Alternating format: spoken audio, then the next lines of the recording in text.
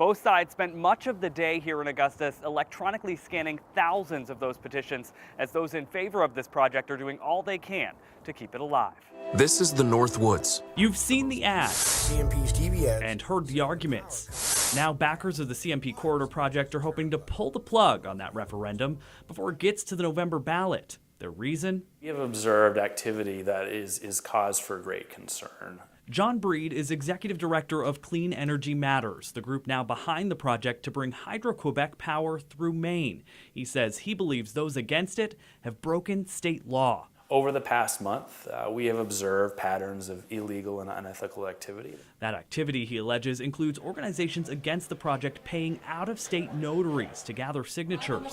Say No to NECEC filed more than 82,000 signatures to get the issue on the ballot more than a month ago. This week, the state certified those petitions. We are so pleased, but we know that our work to win this election is just beginning. Director Sandra Howard denies any wrongdoing. CMP is trying to challenge the signatures, then it's just another inclination and further evidence that they're trying to stifle Mainers and what they truly want. Breed says it just comes down to ethics. People from out of state were behaving badly. They were coming to Maine and behaving badly, and we think there may be more cases of that today. There's out-of-state influence in your organization as well.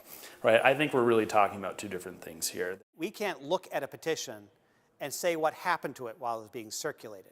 Secretary of State Matt Dunlap says he was made aware of the concerns, but in this case, it's beyond the scope of his office to conduct any kind of investigation. And those who are in favor of the corridor going through want to examine the petitions to make sure that there's nothing untoward that had happened during the circulation of those petitions. That is their legal right. Both organizations have poured millions of dollars into conflicting campaigns. Ultimately, it may be Maine voters who end up with the power to decide.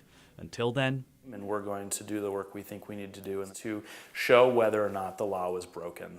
Now, Clean Energy Matters has just 10 days to conduct this review, combing through tens of thousands of signatures on those petitions. In Augusta, Zach Blanchard, News Center, Maine.